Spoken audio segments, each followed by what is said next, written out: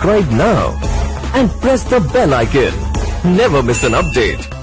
Ward number 8 में सर्वे करने पर वार्ड के नगरवासियों ने बताया कि हरीश छेड़ा वार्ड नंबर 8 के बहुत ही लोकप्रिय नगर सेवक हैं। देखिए काशिफ जैदी की यह रिपोर्ट। स्वागत है। अभी हम लोग आपके वार्ड में सर्वे करके आए हैं और वहाँ के लोगों ने बताया कि आप एक लोकप्रिय नगर सेवक हैं, तो पहले तो इसकी वजह जानना चाहेंगे हम। धन्यवाद तरफ से आपने मेरे तक आकर मेरा इंटरव्यू ले रहे हैं, इसलिए पहले तो मैं आपका अभिनंदन करना चाहूँगा। मैं आपको बताना चाहूँगा कि प्रजा फाउंडेशन करके जो संस्था है वह मुंबई के चुने हुए जनप्रतिनिधियों का नियमित प्रतिवर्ष रिकॉर्ड कार्ड देती है और ये रिकॉर्ड कार्ड में उन्होंने 2017 में चुनकर आया। उसके बाद में 2018 में उन्होंने जब पहला उनका रिकॉर्ड कार्ड निकाला था तभी मुझे 40वीं रैंक दी थी। उसके बाद 2019 में वापस उन्होंने सर्वे किया और उसमें मेरी रैंक उन्होंने 5वीं, पूरे मुंबई के नगर सेवकों में 5वीं रैंक मुझे दी थी। और इस वर्ष उनका जो सर्वे का रिजल्ट आया है उसमें उन्होंने मुझे प्रथम क्रमांक दिया है। और ये जो सर्वे है इसमें उन्होंने 4-5 उनके क्राइटेरियाज रहते हैं, जिसमें एक रहता है कि आपने महानगर पालिका में आपकी उपस्थिति, महानगर पालिका सभागृह में, फिर जो समिति की बैठक होती है, जैसे मैं बाजार और उद्यान समिति में भी हूँ, फिर सुधार समिति में हूँ, यहाँ प्रभाग समिति की मीटिंग होती है और इन सब मीटिंग्स की उपस्थिति वो एक क्राइटेरिया रहता है।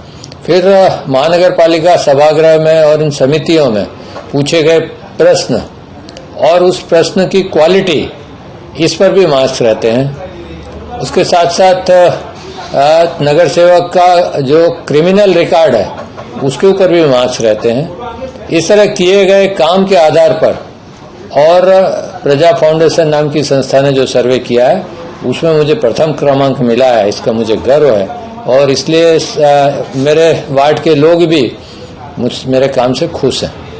आखिरकार पार्टी ने बहुत कोशिश करी थी मंदिर खुलवाने के लिए और सरकार ने खोल दिया है, केंद्र सरकार ने भी आपकी बात में सुनी है, और तो इस पे क्या कहना चाहते हैं? देखिए, मंदिर लोगों की आस्था का प्रश्न है।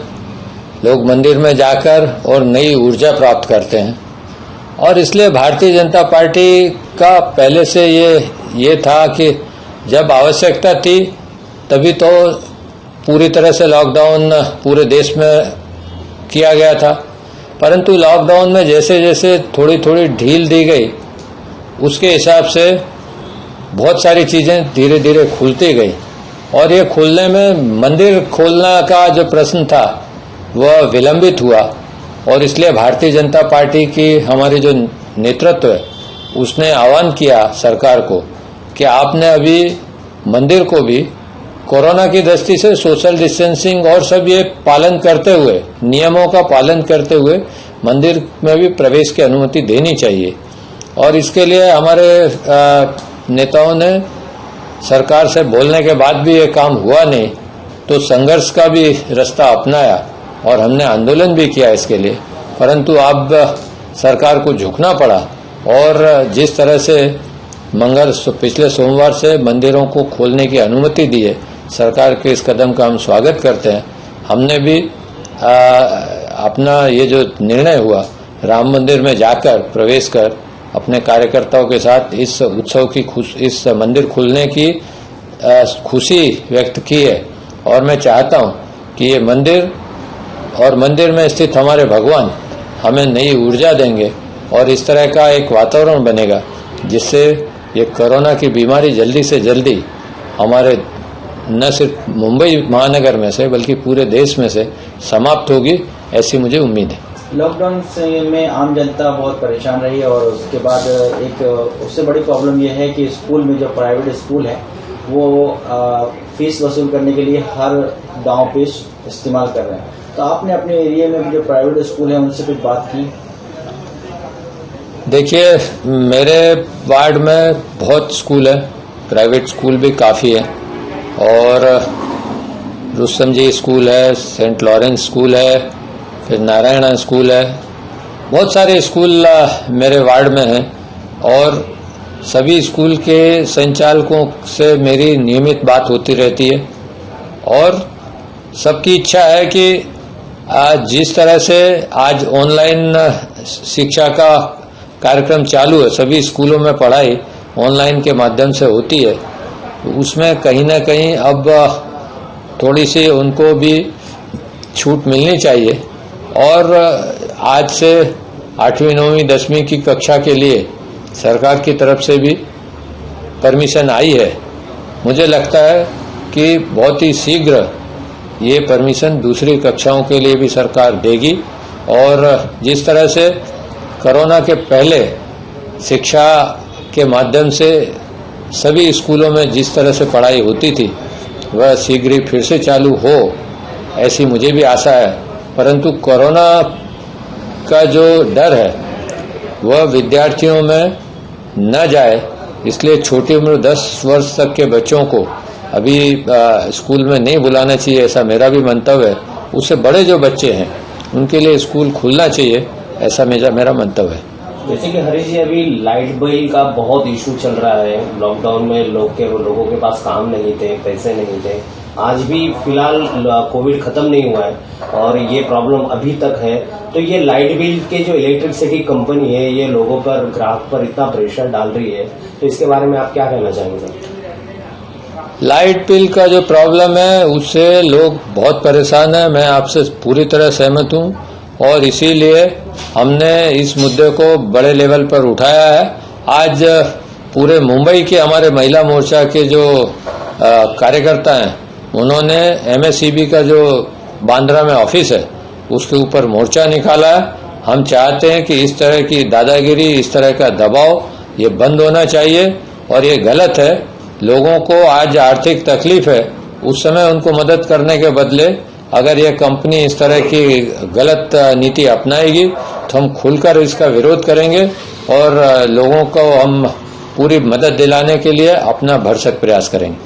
अरे जी, एक आखिरी सवाल कि जैसे कि मैंने कहा था कि आपके एरिया में मैंने सर्वे किया है, तो वहां से ये भी पता चला है कि जो कोविड का दौर था और महामारी जब चल रही थी तो तभी लोग खिड़की से भी झांकने के लिए डरते थे।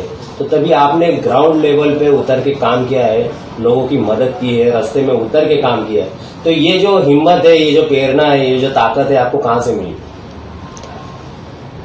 देखिए सर, मैंने जब नगर सेवक का चुनाव लड़ने का मन में निश्चय किया, उसी समय मेरे मन में यह भावना थी कि मैं लोगों की सेवा करना चाहता हूं और लोगों की सेवा करने के लिए जिस जिस चीज की आवश्यकता है वह सब मुझे करने में आनंद आता है। और निश्चित ही कोरोना डरावा है, भयानक है और लोगों को उससे डरना भी चाहिए और लोग डर भी रहे हैं। परंतु अगर जनप्रतिनिधि के नाते मेरी जो जवाबदारी है, जिस तरह से एक सरकारी व्यवस्था है, महानगर पालिका के कर्मचारियों की ड्यूटी है, अगर कोई लोग अपनी ड्यूटी नहीं करेंगे तो जो रोगी हैं उनको उपचार कहाँ से मिलेगा? आपको अगर ज्ञात होगा तो जब कोरोना मुंबई में जोर में था उस समय लोगों को हॉस्पिटल्स में एडमिशन नहीं मिलता था, तो उस समय लोग कहाँ जाएंगे? लोग मुझे फोन करते थे। लोगों ने फोन करने के बाद में मैं व्यवस्था करके और उनको कहीं ना कहीं एडमिट कराता था। लोगों को सैनिटाइजेशन का बहुत प्रॉब्लम था, मैंने घर घर जाके सैनिटाइज किया। जो मजदूर बाहर के मजदूर थे जिनको अपने गांव जाना था उनको मेडिकल सर्टिफिकेट नहीं मिलता था, पुलिस की परमिशन नहीं मिलती थी, मैंने अपने यहाँ डॉक्टर को बिठाकर 4000 लोगों को फ्री में मेडिकल सर्टिफिकेट उपलब्ध कराया। जिन लोगों को राशन की व्यवस्था की आवश्यकता थी मैंने 3 बार अपने वार्ड में राशन का वितरण किया फ्री में। महानगर पालिका के माध्यम से खिचड़ी का वितरण सुबह शाम 3 महीने तक मैंने यहाँ पे चलाया। हमारे कार्यकर्ता रास्ते पे उतर के, परंतु पूरी सावधानी रखते हुए, और उन्होंने इस कोरोना काल के दरमियान पूरी तरह से लोगों की सेवा करने का काम किया है। मैंने अपनी पुस्तक का भी प्रकाशन किया है, मैंने जो काम किए हैं, और मैं आपको वह पुस्तक भी दूंगा जिसमें मैंने क्या क्या काम कोरोना के समय में किए वो उसमें हमने लिखे हुए हैं। उसके चित्र भी डाले हैं, तो आपको ज्ञात होगा कि किस तरह से अनेक विषयों को हमने इस 9 महीने में छुआ है और इसके कारण लोग मेरे काम से संतुष्ट हैं और मुझे स्वतः को भी अपने आप को आनंद आता है कि मैं ईमानदारी से अपना काम लोगों की सेवा के रूप में करके और अपना फर्ज निभा रहा हूँ। जैसे कि अभी भी कोविड खत्म नहीं हुआ है जी, लेकिन लोगों के दिलों में उसका डर निकल चुका है। लोग ट्रैवल कर रहे हैं, काम कर रहे हैं, रास्ते पे उतर चुके हैं। तो ये जो अपनी जो हिंदुस्तान की जनता है, हमारे चैनल के माध्यम से आप उनको क्या संदेश देना चाहेंगे?